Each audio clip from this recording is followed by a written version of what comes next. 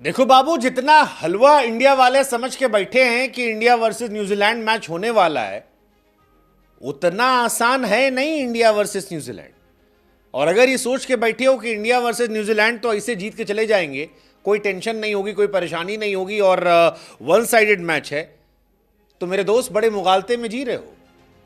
हाँ, इतिहास से लेकर वर्तमान ये कहता है कि क्रिकेट में ओवर कॉन्फिडेंस अच्छा नहीं होता और इंडिया का तो इतिहास भी अच्छा नहीं है। न्यूजीलैंड के सामने आईसीसी के फाइनल में इंडिया और न्यूजीलैंड 2 बार भिड़े हैं और आपको जानकर दुख होगा कि दोनों बार इंडिया की हार हुई है। पहली बार स्टीफन फ्लेमिंग के जमाने में इंडिया की हार हुई थी, इंडिया चैंपियंस ट्रॉफी हारी थी, और दूसरी बार केन विलियमसन के जमाने में इंडिया की हार हुई थी। अब न्यूजीलैंड जो है वो दुनिया की बाकी टीमों के सामने 4 बार फाइनल खेली है, वहां वो हारी है, लेकिन इंडिया के सामने 2 बार वो जीत कर गई है। और जिस तरह से न्यूजीलैंड ने साउथ अफ्रीका को पटका है, जिस तरह से रचिन रविंद्र, केन विलियमसन या फिलिप्स का बल्ला चला है, वो भाई साहब परेशान करने वाला है। इंडिया को एक्चुअली में इंडियन से ही खतरा है, क्योंकि रचिन रविंद्र किसी भी दिन आपका दिन खराब कर सकता है। बाकी काम जो है वो मैट हेनरी, सैंटनर और उनके ब्रेसवेल जैसे गेंदबाज कर सकते हैं। तो अगर आप इस मुगालते में जी रहे हैं कि इंडिया आसानी से जीत जाएगी, तो बड़ा नुकसानदायक हो सकता है। हाँ, ये सच है कि इंडिया को एडवांटेज है, लेकिन बड़ी बात यह कि सब जानते हैं, सबको पता है कि इंडिया किस टेम्पो पे खेल रही है। इंडिया 4 स्पिनर खिलाएगी, ये आप भी जानते हो, ये हम भी जानते हैं। इंडिया की ओपनिंग जोड़ी तेज खेलने की कोशिश करेगी, ये आप भी जानते हो, ये हम भी जानते हैं। अब प्रॉब्लम ये बात न्यूजीलैंड वाले भी जानते हैं, और अगर न्यूजीलैंड वाला भी ये बात जानता है तो फिर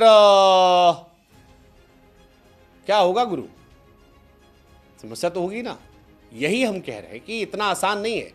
2019 के वर्ल्ड कप के सेमीफाइनल में भी न्यूजीलैंड ने हमें बाहर करवाया था। 2023 ओडीआई वर्ल्ड कप में हालांकि हमने उनको बाहर करा दिया था, लेकिन अगर इतिहास पे देखें तो 2023 के वर्ल्ड कप में हमने ऑस्ट्रेलिया को ग्रुप स्टेज में हराया था, लेकिन जब हम फाइनल खेलने गए थे तो ऑस्ट्रेलिया ने हमें पटक दिया था।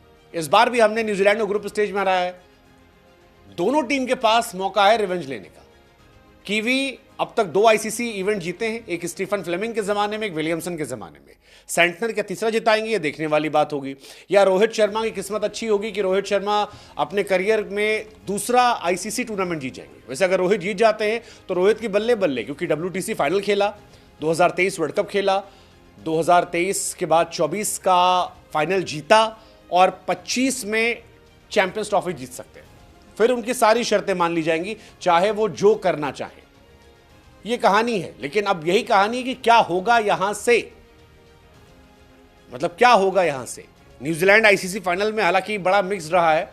2000 में इंडिया के सामने जीत गए थे, 2009 में ऑस्ट्रेलिया के सामने हारे थे, 2015 में भी पहुंचे ऑस्ट्रेलिया के सामने वर्ल्ड कप में, हार गए, 2019 में फाइनल पहुंचे, हार गए, 2021 में इंडिया के सामने जीत गए, फिर 2021 में T20 वर्ल्ड कप पे फाइनल पहुंचे ऑस्ट्रेलिया के सामने, फिर हार गए। तो उनका बाकी टीमों के खिलाफ परफॉर्मेंस एवरेज रहा है, लेकिन इंडिया के सामने वो बड़ी टीम रही है, और इसीलिए थोड़ा सा ये डराता है कि कहीं हम ओवर कॉन्फिडेंस से बह तो नहीं जाएंगे, क्योंकि 2023 के वर्ल्ड कप के भी सारे मैचेस हम जीत के आए थे और फाइनल में हम गड़बड़ किए थे। अब ये गड़बड़ ना हो, इसकी उम्मीद हमें करनी पड़ेगी। रोहित शर्मा हालांकि न्यूजीलैंड के सामने आईसीसी टूर्नामेंट में अनबीटन रहे, लेकिन फिर वही कहानी है कि फैक्ट्स, इतिहास जो है वो पुरानी बातें होती है। आपको तैयारी करनी पड़ेगी, तैयारी होगी तो इंडिया जीतेगी, तैयारी नहीं होगी तो मामला गड़बड़ा जाएगा। इंडिया को कुछ जगह पर काम करना पड़ेगा। शुभमन गिल, रोहित शर्मा को रन बनाने पड़ेंगे, क्योंकि इनके बल्ले से रन नहीं निकल रहे हैं, और आप बहुत डिपेंडेंट हो विराट कोहली, श्रेयस अय्यर पर। इतना डिपेंडेंसी अच्छी बात नहीं है। कुलदीप यादव को विकेट निकालना पड़ेगा। कुलदीप के विकेट नहीं निकल रहे हैं, स्पेशली नॉकआउट्स में उनका स्टार्ट बहुत अच्छा नहीं रहा है, तो ये एक परेशान कर सकता आने वाले टाइम। लेट्स जस्ट होप कि इंडिया हल्के में ना ले, बढ़िया से खेले और मैच जीते। Let's just hope.